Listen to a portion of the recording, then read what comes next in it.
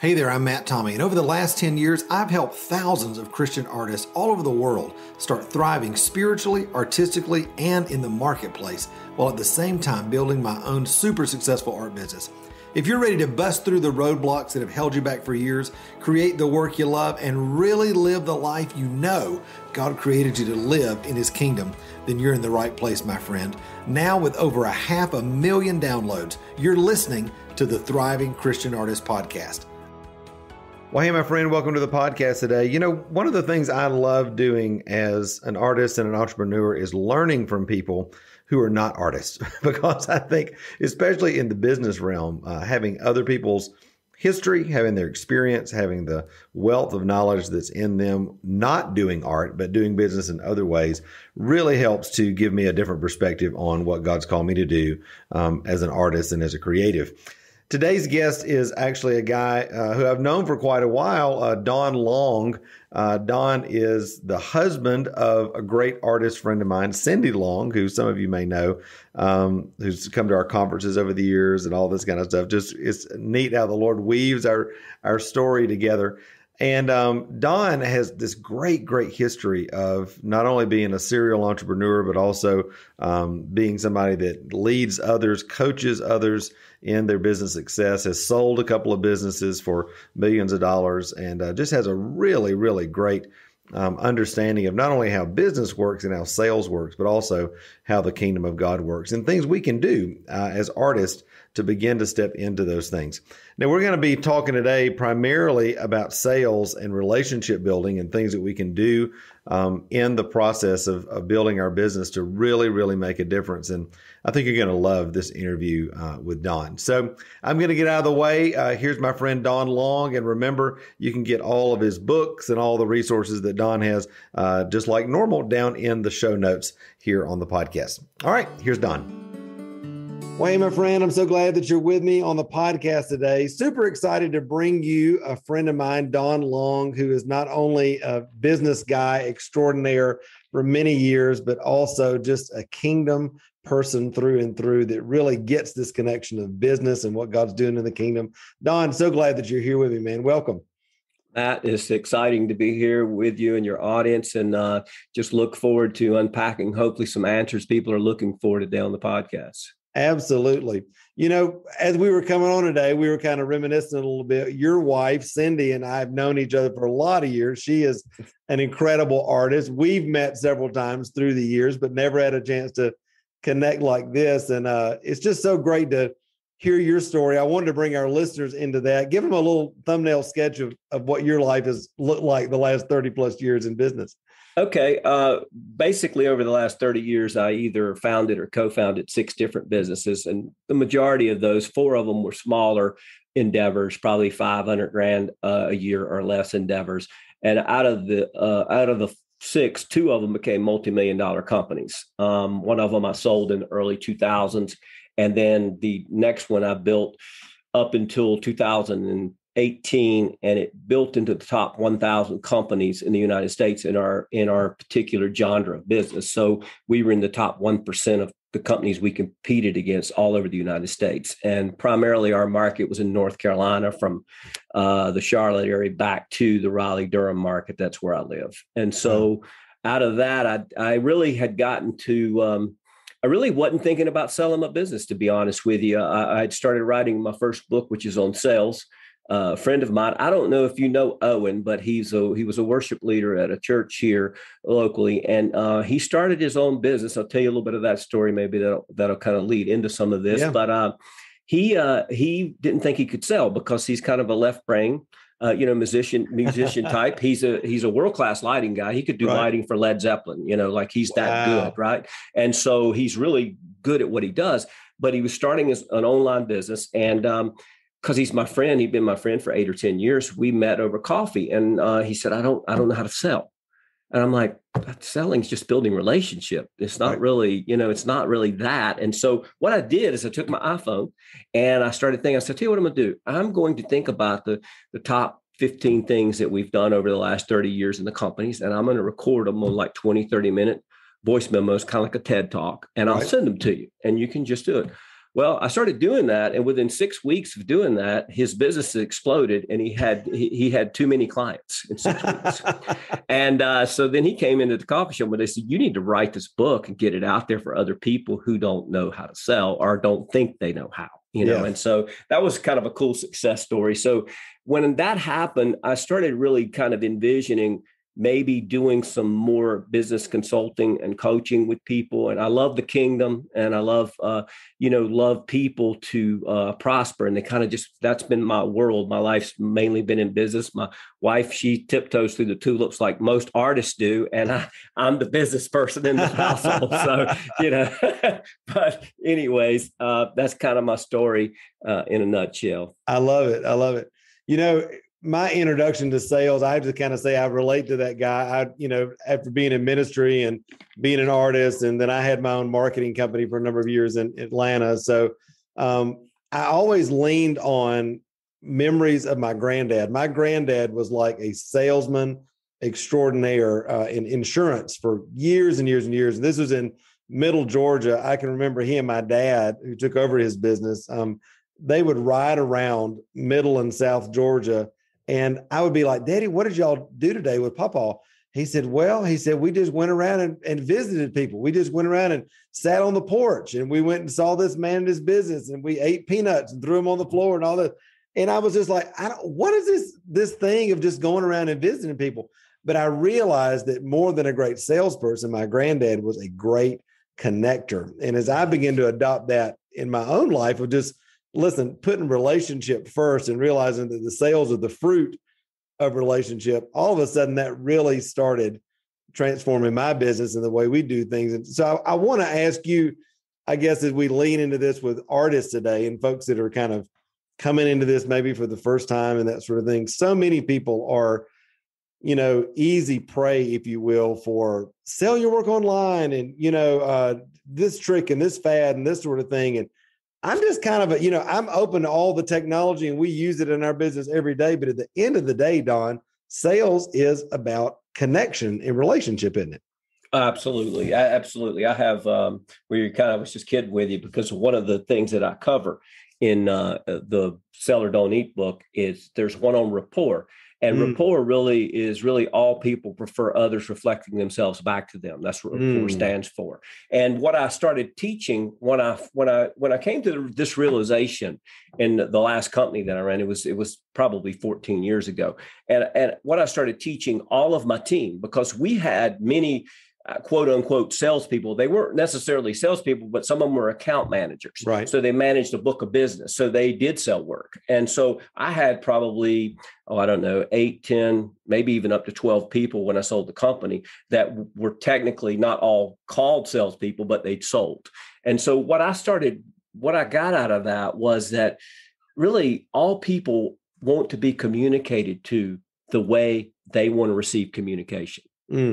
And if you can learn to do that, and the way I solidified this, and I can give your listeners something they can do on their own is take a simple DISC test. And I love it because I use this to teach all of the students that I have. They are all required to take a simple DISC test, even if they've already taken one, because I want to see the results.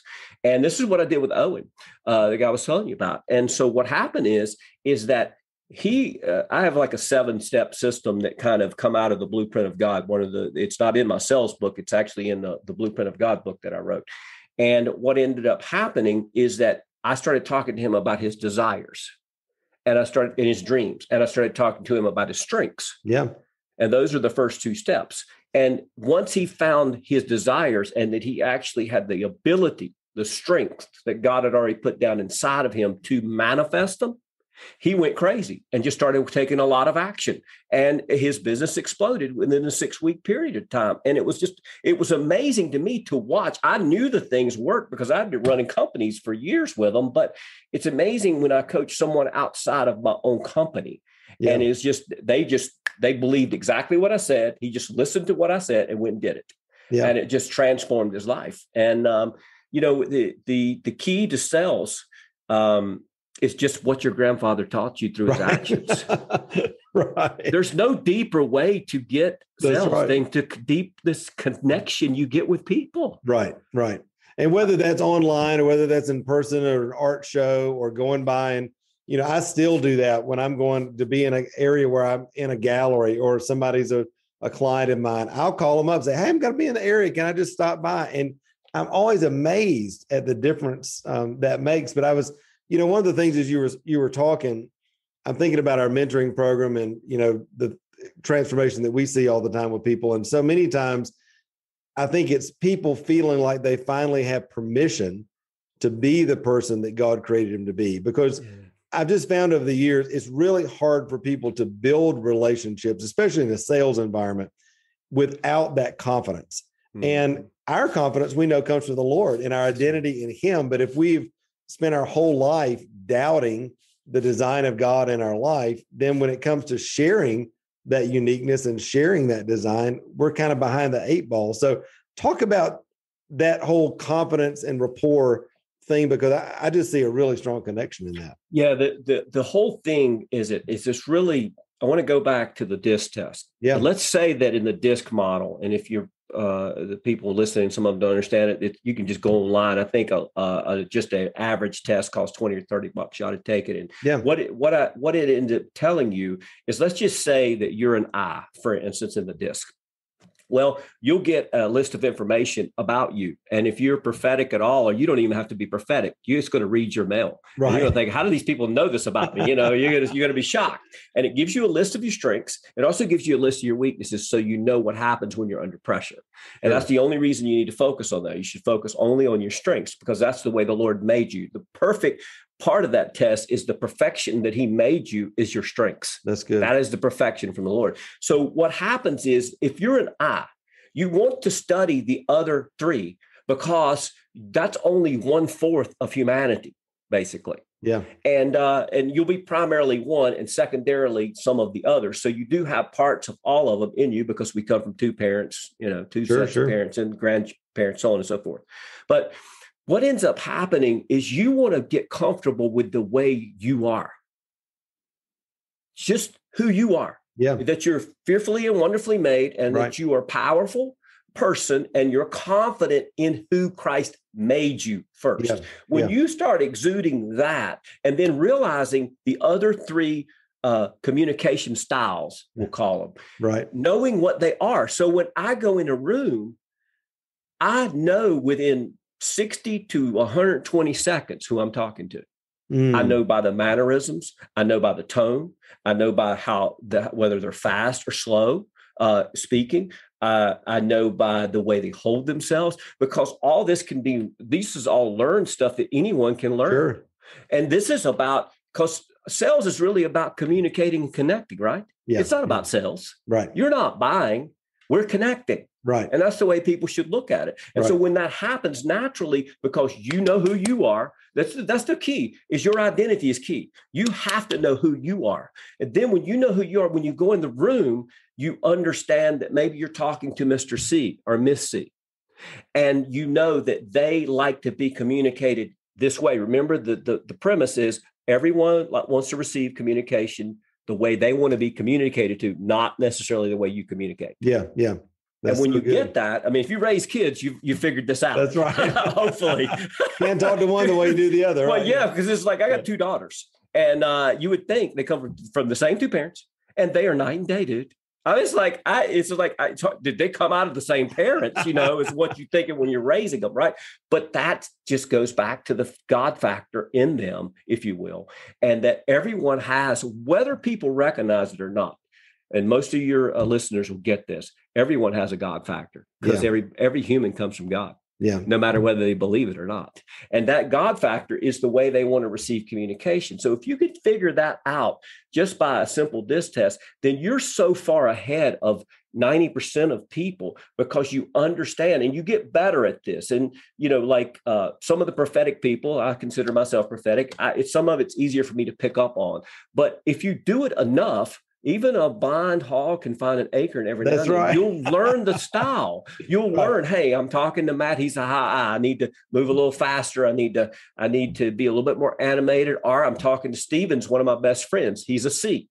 And C's are monotone but they are very meticulous and they are very to the point, and they want all the facts. So if you go in there and you're an I and you bring your I-ness in there, you probably just offended it. Turn him off, right? So it's not really that complicated. And I think that if people can just get the whole rapport piece, which is where we started, that really all people prefer others reflecting themselves back to them. Yeah. Well, I love that because I think I'd heard about this kind of thing years ago with somebody who says like mirroring, when you want to kind of mirror what the energy or how people are coming to you. And I think intuitively over the years, one of the things that's helped me sell is that I've just always been a great people watcher intuitively and watch it. And I try to teach people that in our mentoring program, as well. I'm like, when you're at a show, watch how people are interacting, watch how they're coming up to your booth. When people are online, watch how they're interacting with you, because they'll give you the clues, just like you're saying, of how to, interact, with them. So, well, Don, I love one of the things as I was browsing your book, Selling from the Soul, and, this whole idea of really selling based in connection. You had this great acronym of WORK, WORK. And I love that because let me just kind of set this up for you. I think you've seen this. A lot of people, business owners, artists, whoever, that feel like, okay, I've got this design. Yes. And now God's given me an idea for my business. They feel like that when God gives them that promise or God gives them that vision, that somehow it's just going to come down from the heavens in finished format and it's going to just be presented to them. I remember Ray Hughes told me years ago, he said, visions from God are kind of like diamonds in a lump of coal. There's a lot of chipping and polishing and shining that's got to be done before that thing will come out. I think that's the way I think about your WORK acronym. So talk about this idea of the connection between having a vision from God, having a vision for a company and making a living from your art or whatever it is that God's called you to do, and then actually seeing that happen. Yeah. So it's really simple, and then we'll bring it with your audience. We'll get this: faith without works is dead. Yeah. And faith speaks of action.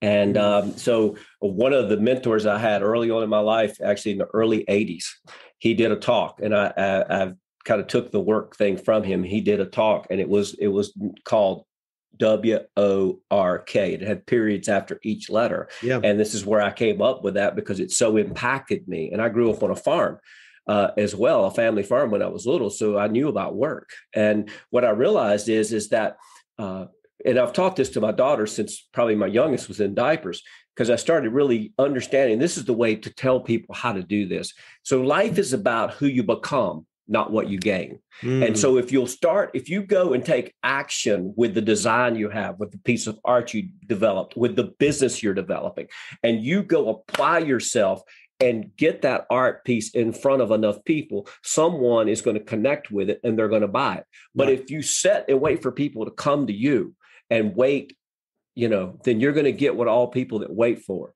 do. Right. And usually that's nothing in business.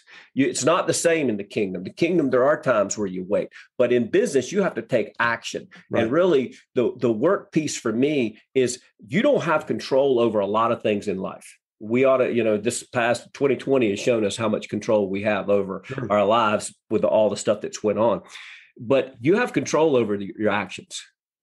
You can decide you're going to sow seed, which is taking action. You can decide that you can go apply yourself and get in front of enough people. And this is how I built every business is I made a list. And I don't know how your world works with that, but you want to have enough clients. You want to build enough clients. So there's always someone interested in your work. Yeah, sure.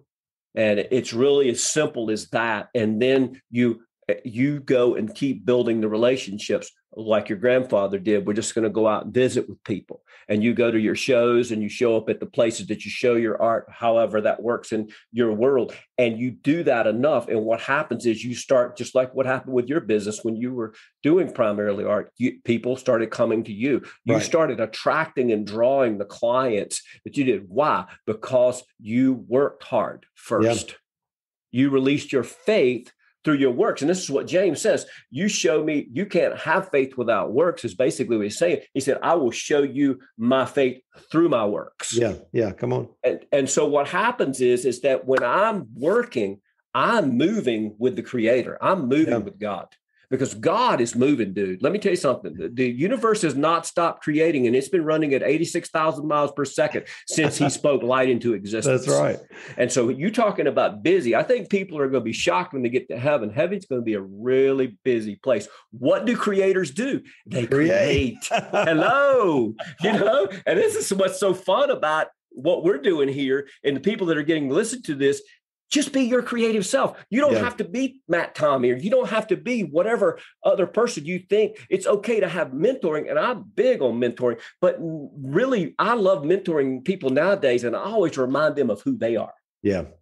Because if I can remind them of who they are, the greatness that God made them to be is what they should lean into. Because I'm not going to always be there. I have a professional athlete, or he's not a professional athlete now, but he's a young guy. He is a kingdom guy, and I mentor him. And he's like, if I tell him to jump off the roof, he's jumping off the roof. I mean, he's just like, he's in, and he believes. And it's like, it's so good to get around people like that. But his business is exploding. But what I continually point him to is that pre-wired greatness that God put in you before you were born. Yeah. If you connect to that, and this is probably what a lot of your work revolves around, is the transformational factor. That's right. Because so much of the questions we're asking have to do with that first, and that's the part of becoming. Remember, you become and gain attracts to you. This is the way God created. He said the blessings will run you down. If you're having to run them down, you haven't become yet. That's good. We ought to play that one again. If you're like you're trying to, because that's where, Don, I think, and I know a lot of people are probably thinking this, that's the balance or the difference between walking with the Holy Spirit in your design under the grace of God versus what many people would call striving, which is you trying to gin it up and do it all yourself. And striving, just by its very nature, comes out of you trying to do it, not cooperating with the Holy Spirit as your guide. You just trying to make it happen yourself. And that's something I think we all have to learn, that difference, right? Well, Paul makes this crazy statement. He said, I am what I am by the grace of God. Yeah. And that grace was not wasted on me in vain, but I outworked them all. Read it yourself. You know who he was talking about? I outworked all the other apostles. Yeah. Yeah. That's who he was measuring. He got out there and shook a leg and got with it, didn't he? Hey, he said, I outworked them all, yet not I, but the grace of God that was within me. And if you read that and you tie it over to Romans chapter 12, where it says that everyone was given a measure of faith, or the measure of faith, or a measure of faith. But out of that measure of faith, there's a grace or a gifting in it. See, grace is the thing that God can do through you that you can't do without it. Right. And then there's a gifting or talent and ability, which comes out of the seal of perfection. I talk about this in the Blueprint of God, the seal of perfection, which is your gift, talents, and abilities, and the DNA of the Father that sits right beside it. And those two things, actually, when they merge, it's like a hybrid. It's like this exponential explosion that manifests not only his will, but yours. See, he wants you to have your desires. That's right. And your that's dreams. Right. I mean, he's a good father, right? So right. it's like, dude, we're the cake and get the icing and eat it too. The whole thing. Yeah. And so, but it does take us stepping into that grace, which is what you talked about, the leadership of the Holy Spirit, and then working as unto the Lord. Because Paul makes a statement, and I've never heard it preached on. I've never heard any preacher said, I outworked all the other preachers. Yeah. Well, that's what Paul said. You can't that's not out of context. That's exactly what he's talking about. Yeah. But he goes back to, it's the grace of God and the gift of God inside of me that causes this exponential faith to take on the works that I'm supposed to do. And I think that's the key for the people listening, is that, you probably don't have to talk them into being an artist. Yeah, hopefully. Exactly. They already know they burn for that. They already know they're alive for that. And now they just have to figure out, how do I take this aliveness, knowing who I am, and live out the grace and the gifting of God on my life in front of enough people where people are drawn to my art. That's so good. That's so good. Don, I know folks are going to want to grab your books because they're full of gold, just like this interview is. Where's the best place that folks can connect with you as they're wanting to kind of continue that journey and hear other great things you got? Yeah. So the easiest way is my website's donwlong.com, www.donwlong.com. And then I have an email if they want to reach out to me. It's coaching@donwlong.com, coaching@donwlong.com. All of my books are on my website. And I will tell you, there is this would help them. I did a 24-minute, it's a free gift. They go on my website. There's a 24, it says free training, I think, in the top right corner when you click on it. Click on it, and it's about your blueprint. I go through the 7 steps that are in the blueprint. It's 24 minutes, and it kind of walks through the 7 steps that I use when I coach people. And there's plenty of information in those 24 minutes. Obviously, if people want to reach out to me, they can. But the free gift there is for you, and all of my books are on the website. You can click on them and order them from there. That's great. Well, Don, what a joy to have you on today. I know it's been a big, big encouragement, and I just love reconnecting with you, man, and hearing your heart. So thanks so much for being on. Absolutely. I really enjoyed it and look forward to being with you in the future. Absolutely. Hey, thanks so much for spending a few minutes with me today on the podcast. Listen, I hope it's been a huge encouragement to you on your journey as an artist.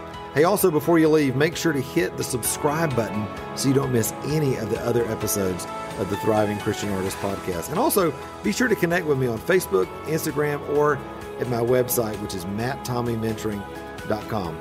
Until next time, remember, you were created to thrive. Bye-bye.